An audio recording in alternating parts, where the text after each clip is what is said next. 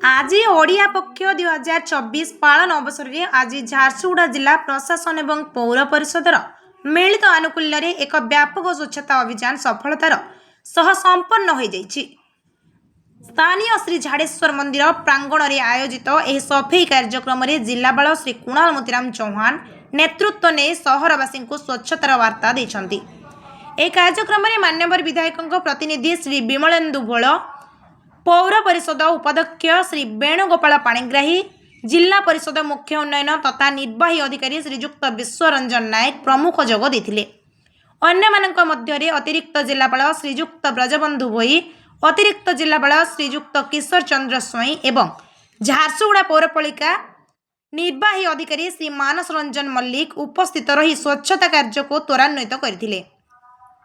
जिला प्रशासन पदाधिकारी और पौरपालिकार कर्मचारी माने मंदिर परिसर को सफा करने सह प्लास्टिक मुक्त परिवेश गठन पर संकल्प नेथिले। एही अवसर में जिलापाल श्री चौहान प्रकाश करिसेंति आमर ऐतिह्य और परिवेश को स्वच्छ रखिबा प्रत्येक नागरिकों दायित्व। ओडिया अस्मिता और संस्कृतिर सुरक्षा पाई एही स्वच्छता अभियान एक गुरुत्वपूर्ण पदक्षेप।